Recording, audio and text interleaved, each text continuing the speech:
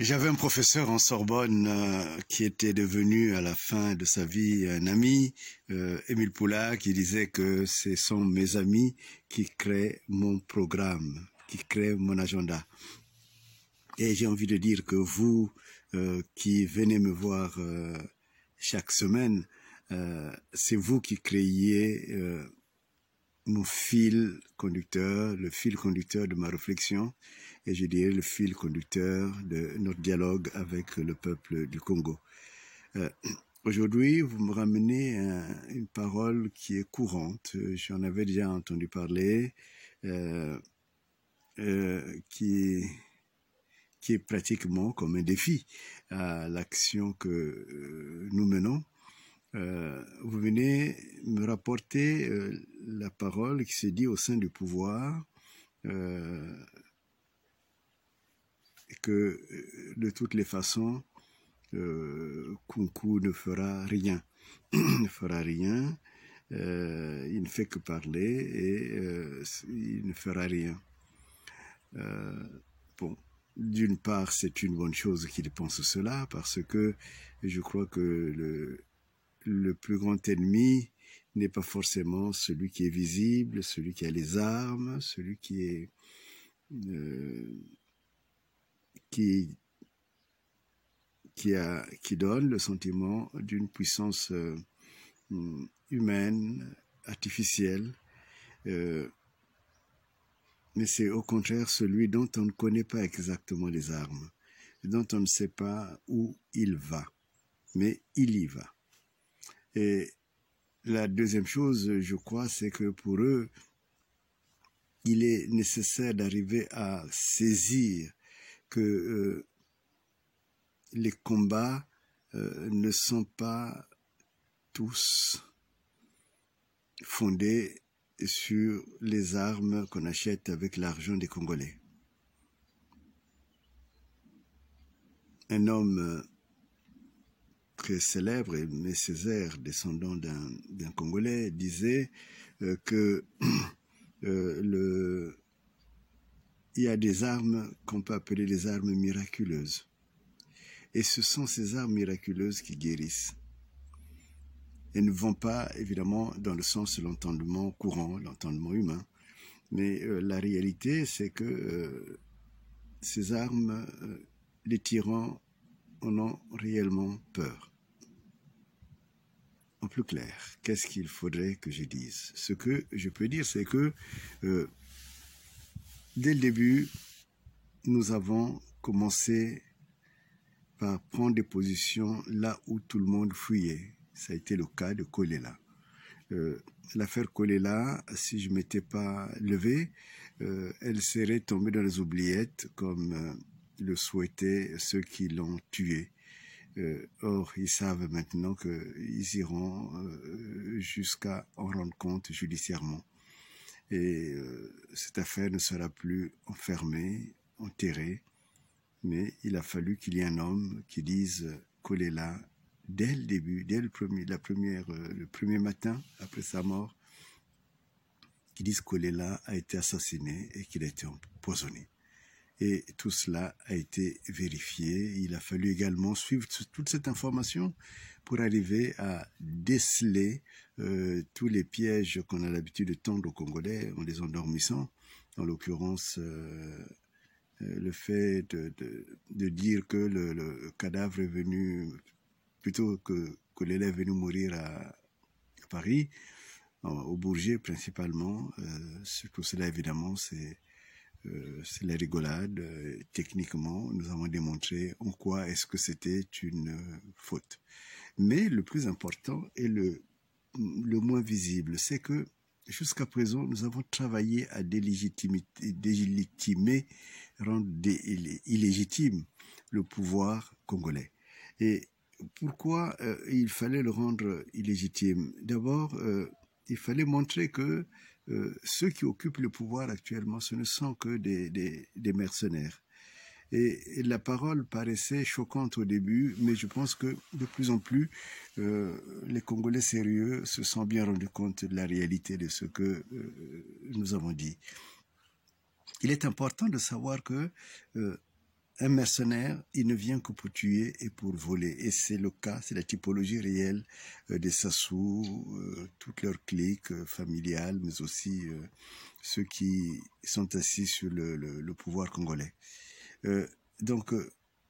Mais cette démonstration, cette délégitimation de ce pouvoir a un rôle important. C'est que, à un moment donné, l'asservissement que subissent les Congolais s'est assis sur une chose toute simple et toute réelle. C'est que c'était normal que Sassou soit là. On a même diffusé l'idée que Sassou est un élu de Dieu, que c'est Dieu qui a voulu que Sassou soit au pouvoir. Et donc, à un moment donné, ils sont tombés dans le découragement. Et quelque part, ça devenait injuste et même, je dirais, de mauvais aloi que de pouvoir simplement dénoncer les actes de Sassou. Cela, nous l'avons démonté. Maintenant, en fait, les Congolais savent qu'ils sont plus que sous la colonisation. Et c'est important cela à savoir, que ce que vous vivez n'est pas normal. Que pendant que vous mourrez de faim, d'autres font des fêtes. Pendant que vous êtes pauvres, de plus en plus pauvres, les autres sont riches et de plus en plus riches.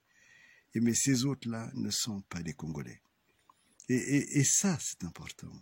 C'est important que mentalement, je dirais, que nous puissions créer une autre performance, une autre manière de comprendre la gestion du pouvoir du Congo.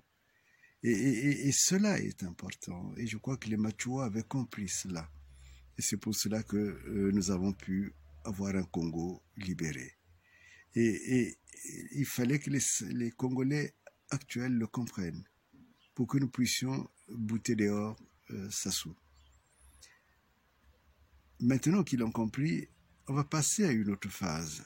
C'est une phase qui demande beaucoup de discrétion, qui demande aussi beaucoup de secrets, mais qui demande aussi de la compréhension. Parce que, imaginons une forme ou une autre de renversement de ce pouvoir, mais si tu ne le considères pas comme illégitime, même un soldat, même le plus grand des généraux, mais ne prendra pas l'arme pour renverser Sassou, ou simplement pour verser le sang de Sassou, parce qu'il se sentirait dans une faute incroyable. Mais s'ils comprennent, et c'est ce qui se fait, que au fond, celui qui est là n'est ni un envoyé de Dieu, ni un Congolais, ni quelqu'un qui a légitimité à être au pouvoir, alors l'action devient pratiquement une nécessité. Renverser un tel pouvoir devient une nécessité. Et donc, nous en sommes arrivés là. C'est important de le connaître. La plupart des gens trompent, ils ne disent pas. Moi, je dis toujours les étapes où nous en sommes. Et j'aime beaucoup une phrase de Martin Luther King, c'est, je crois, le titre d'un de ses livres, où il disait « Où allons-nous maintenant ?» Eh bien, maintenant, nous allons vers le renversement de ce pouvoir. Les contacts que nous prenons, y compris en France comme à l'étranger, permettent simplement d'informer les partenaires. Et quand je parlais de la représentation la dernière fois, ce n'était pas anodin. C'est important de dire que Sassou n'a plus de représentation internationale. Et c'est moi qui suis légitime maintenant. Et donc cela, il faut continuer à le construire. Et il faut aussi arriver à construire l'idée que maintenant, les armes, les acteurs qui sont positionnés, ce sont des acteurs qui ont été lavés de la subordination, qui ont été lavés de cette sorte de considération mystique de Sassou. Il n'y a rien de mystique, ce n'est qu'un pouvoir. Et il n'y a rien de légitime, ce n'est que du mercenariat organisé. Et donc tout ce qui sort, nous en sommes reconnaissants. tout le cache investigation, tous ces rapports avec d'autres mercenaires comme Dominique Strauss-Kahn, tout cela va dans le même sens. Et donc, tenez-vous prêts.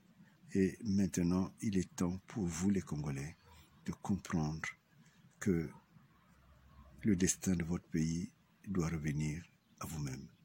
Et c'est à vous de vous organiser. Et il nous faut entrer, petit à petit, j'introduirai la notion d'une tontine d'organisation. Et c'est cela la puissance qui se construit, qui s'est construite depuis que nous parlons, va être de plus en plus installée. Et c'est en installant cette puissance où Sassou et sa clique auront deux choix. Ou bien ils s'enfuient, ou ils résistent, et ce sera l'opposition. Mesdames et messieurs, que la journée vous soit belle, surtout qu'elle est très ensoleillée. Vous le voyez bien vous-même. Merci.